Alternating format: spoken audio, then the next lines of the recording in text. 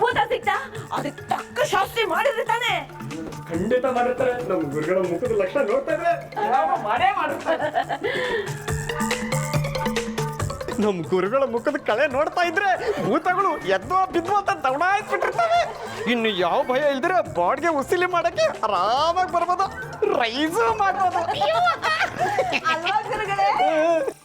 ನೀವು ಅಂದ್ಕೊಂಡ ಹಾಗೆ ಈ ಮನೇಲಿ ಯಾವ ಭೂತನೂ ಇಲ್ಲ.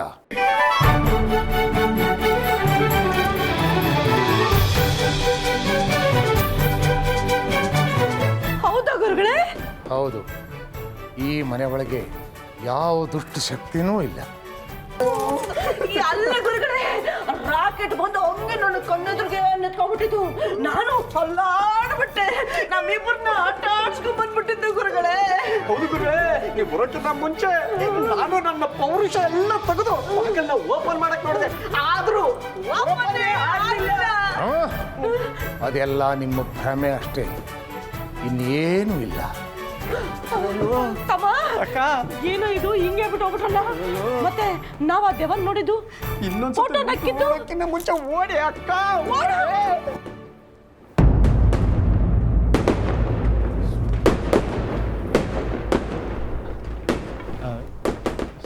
ಸ್ವಾಮೀಜಿ, ಈ ಮನೇಲಿ ಏನಾದರೂ ಕೆಟ್ಟ ಶಕ್ತಿ ಇದೆಯಾ?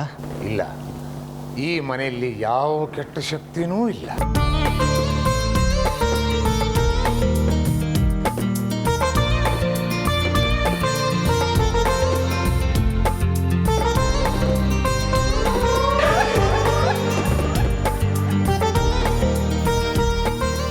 ಹಾಗೆ ನೋಡಿದರೆ ಈ ಮನೆ ವಾಸ್ತು ಅದ್ಭುತವಾಗಿದೆ. ನೀವು ಯಾರ್ಯಾರು ಏನೇನು ಅಂದ್ಕೋತೀರೋ ಅದೆಲ್ಲ ನೆರವೇರುತ್ತೆ. ಪಾತಾಳ ಭೈರವಿ ನಿಮ್ಮನ್ನೆಂದೂ ಕೈ ಬಿಡೋದಿಲ್ಲ. ತುಂಬ ಸಂತೋಷ ಸ್ವಾಮೀಜಿ. ಇಷ್ಟು ದೊಡ್ಡ ಒಂಟಿ ಮನೆ, ಭೂತ್ ಬಂಗ್ಲೆ ಥರ ಇದೆ.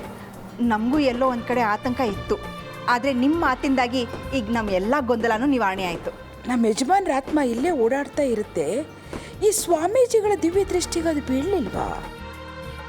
ದೀಪಾವಳಿ ಹಬ್ಬದ ದಿವಸ ನಮ್ಮ ಮನೆಗೆ ಬಂದಿದ್ದೀರಾ, ದಯವಿಟ್ಟು ನಮ್ಮ ಆತಿಥ್ಯನ ಸ್ವೀಕರಿಸಿ ಹೋಗಬೇಕು. ಇಲ್ಲ, ನಾನೊಂದು 2ನೇ ಜಾವದ ಪೂಜೆ ಸಂಕಲ್ಪ ಮಾಡಿದ್ದೀನಿ, ಹೋಗಲೇಬೇಕು.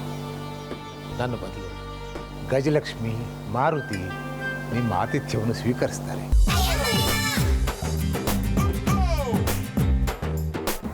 ನಾನಿನ್ನು ಬರ್ತೀನಿ.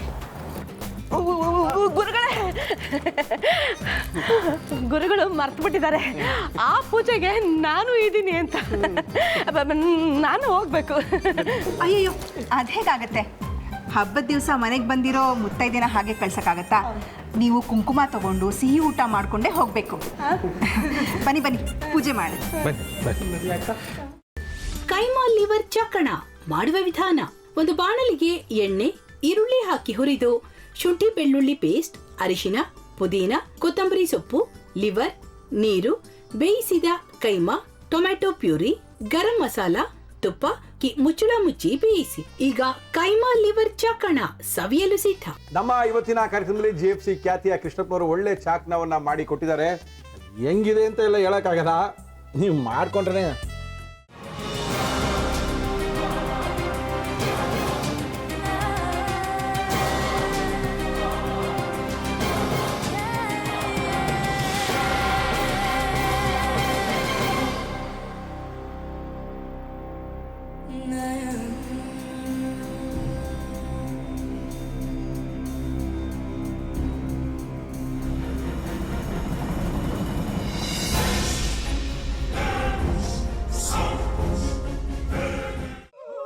ಚಟ್ಟಿ ತಕೊಳಕ್ ಬಂದವ್ರನ್ನ ಸುಮ್ಮನೆ ಬಿಡಲ್ಲ, ರೂಮ್ ಕರ್ಕೊಂಡೋಗಿ ಸಾಯಿಸ್ಬಿಡ್ತದೆ.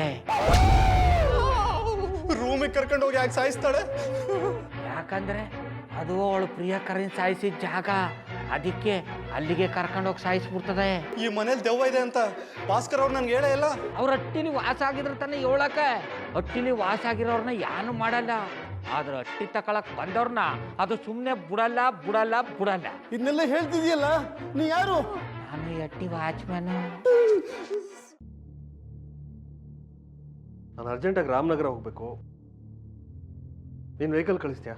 ಅಷ್ಟೇ ತಾನೇ, ಎಷ್ಟು ಗಂಟೆಗೆ ಅಂತ ಹೇಳಿ ಕಳಿಸ್ತೀನಿ.